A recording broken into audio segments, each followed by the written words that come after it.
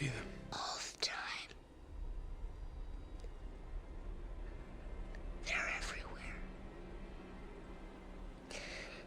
But anyway, I wanted to show you this chart. This is an old discontinued chart that begins in 1984. That was a great year. George Orwell loved that year. 1984.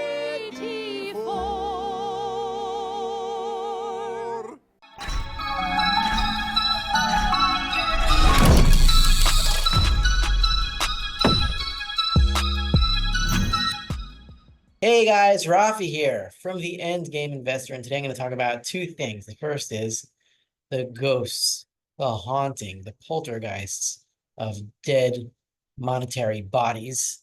Does that sound scary enough? Dead monetary ghosts, poltergeists that haunt the monetary system to this day, which are bank reserves, and I'll explain exactly how bank reserves are the ghosts of dead debt. The power of Christ compels you. Guess what? It's not that compelling. But let's talk about monetary poltergeists. Remember in 2008 when everything was crashing and the entire global economy was about to burn to the ground? Well, what did the Federal Reserve do then? What they did was they took all the bad debts that couldn't be paid.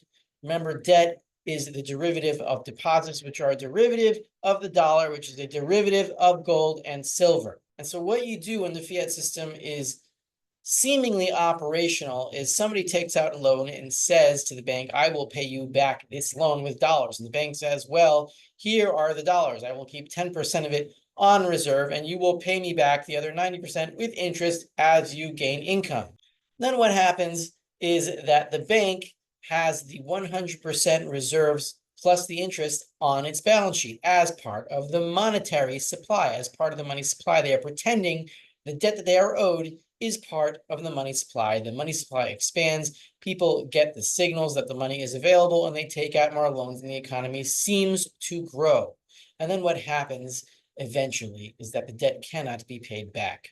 And so the assets that were on the liability side of that loan that the bank took out for that business or that consumer or whatever it was gets erased. The money supply shrinks and interest rates start to rise because of the shrinking money supply, and you have a business cycle bust, as the Austrian school business cycle theory states. And so in order to stop that, in 2008, the Fed said, you know what, all those bad debts where banks cannot collect on them, and they're going to be erased from the money supply and cause a catastrophic failure of the entire global economy, which is based on the dollar as the main derivative of gold and silver and every other currency on top of it, including the entire planet. We're going to take all these bad debts, we're going to put them on our balance sheet, and we're going to give the banks that have these bad debts something called reserves, which are basically dollars in banks' own bank accounts at the Federal Reserve. So in other words, these bank reserves are the ghost of dead debts past that now exist as phantom money. I say that because gold is real money, the dollar is phantom money, debt is phantom upon phantom money, and reserves are phantom upon phantom upon phantom money, meaning they are derivatives of debt, which are derivatives of dollars, which are derivatives of gold and silver. So let's go to the charts. I'll show you graphically what has been going on here and what bank reserves really are and what it means when they go down to a critical level, which should destroy the current fakeness of fakeness on top of the fiat monetary system and lead to the end game, which has been a long time coming. And before we continue, this video is brought to you by MilesFranklin, Precious Metals Investments. Today's current specials, this week's current specials, as you can see on the screen, are silver junk $half. And this is my main silver stash. This is the first silver that I bought, silver junk $half. These are only $2.50 over spot, a very good deal. Premiums are down. Now is the time to take advantage. 2024 1-ounce silver UK Britannias are only $3.29 over spot. If you're interested in gold rather than silver, we have 1-ounce gold Canadian Maple Leafs at only $65 over spot, and 1/10 ounce gold American Eagles, which are at a higher premium, but they are more retailable at a fractional size, only $39 over melt. Look in the link for this at the description below called 855-GAME-END or email endgameinvestor@milesfranklin.com to reserve your specials today. Once you have your gold, you can go to Monetary Metals, or you can even go without gold and buy gold through them, where you can earn interest on your gold between 2.5% and 5% on your gold and silver, where they take the gold and silver that you have on account and loan it out to usually jewelry companies. Their leases are very secure. If you want to earn interest on your gold and silver and lock in an interest rate paid in gold and silver on gold and silver ounces, go to Monetary Metals, link in the description below. If you want to take your gold and silver and bury it somewhere and you don't want to loan it out, you can do that too with a DirtyManSafe by using Endgame10 at checkout, the code Endgame10 at checkout for 10% off. Link, once again, in the description below. There's a lot you can do with your gold and silver once you have it. You can earn interest in it, or you can decide not to and bury it in your backyard or somewhere else, or you can do both and hedge your bets. But anyway, I wanted to show you this chart. This is an old discontinued chart that begins in 1984. That was a great year. George Orwell loved that year.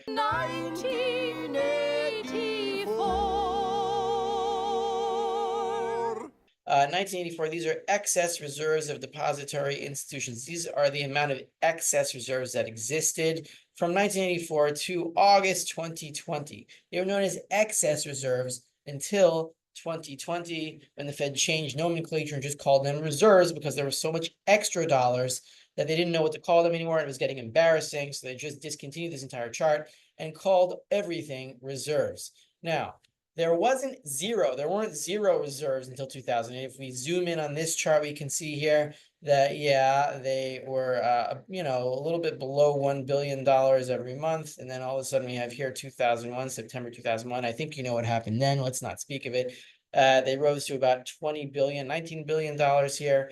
And then all of a sudden you see here 2008, wham, they go to whatever that number is. That number happens to be $796 billion. What happened here?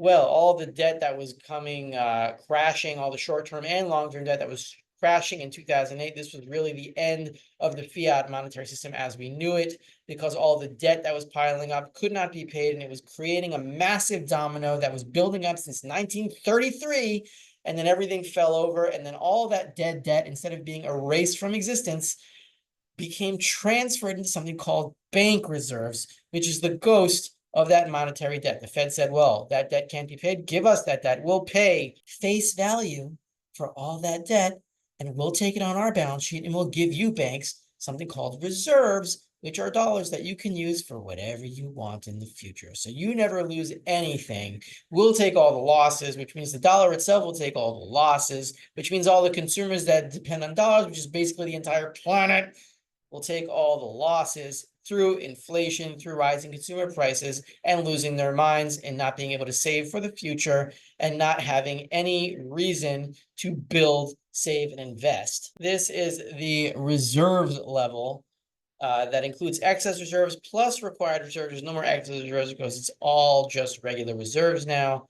These numbers come out every week. And I think the critical level right now is about $3 trillion, which is what spurred the regional banking crisis.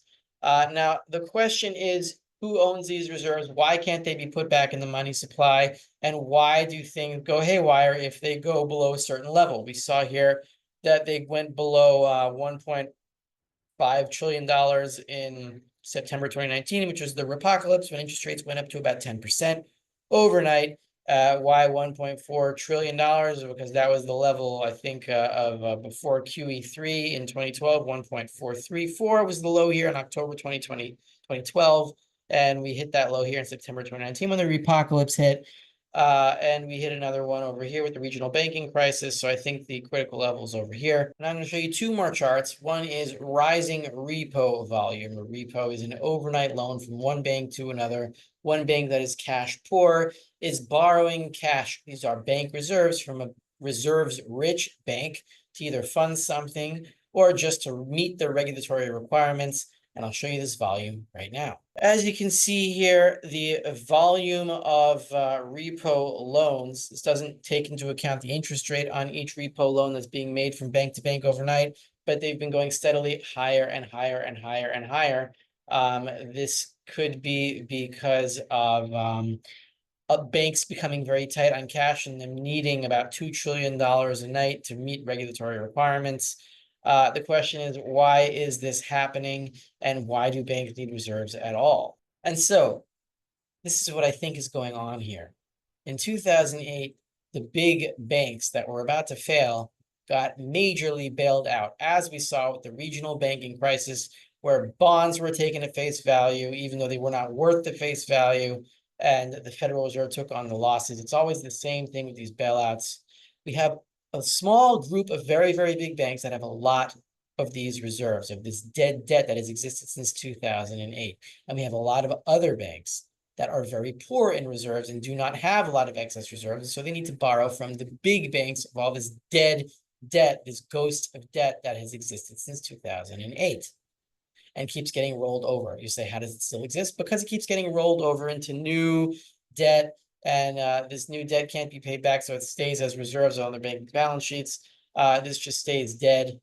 And so what I believe is happening is that most banks that are not the very, very big banks are very poor on cash, which is forcing them to borrow reserves, the excess reserves of the big banks, at high interest rates at currently about 5.3%. And if they cannot borrow these reserves, then they cannot meet their regulatory requirements and they go bankrupt. And meanwhile, the big banks earn the interest on these overnight loans and they get richer and richer and richer. Why do these reserves exist? Why don't they just get loaned back into the economy?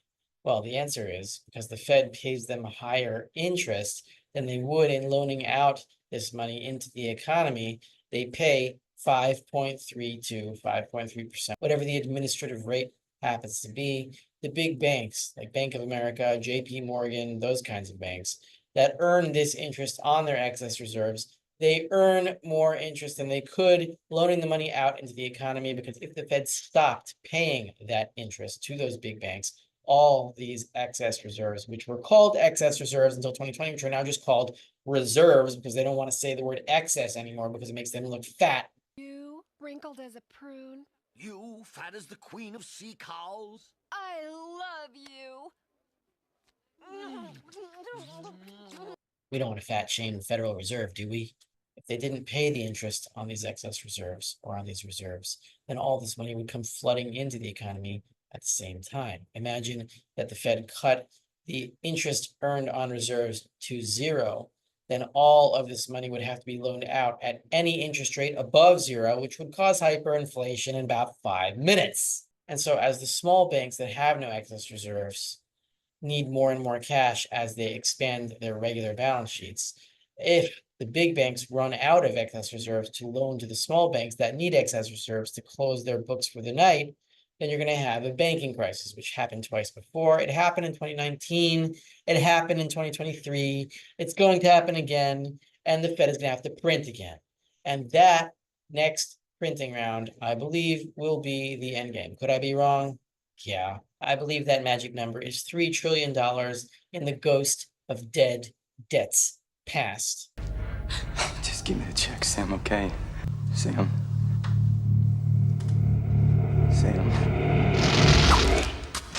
We'll see if I'm right when we cross that threshold. In the meantime, this is Rafi, the Endgame Investor. If you enjoyed this video, then sign up to be an Endgame Investor yourself on Substack, link in the description below, where I discuss this in written form, which I'm better at than talking to a camera, which I'm looking at the name of it now. It's called an Aukie. That feels weird. Maybe it's like short for awkward. Anyway, you can get your gold with MilesFranklin. You can store it with monetary metals for interest, or you can store it somewhere in a hole in the ground with a DirtyManSafe, and you can do all three. Check the links in the description below. You can also become my patron on Patreon for as little as $3 a month, where I discuss religious reflections on the monetary system and money and debt and all that other stuff.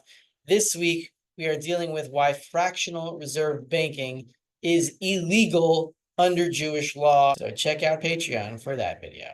This is Ralph, the Endgame Investor, and I'll see you guys pretty soon. Why did you leave me? I didn't leave you.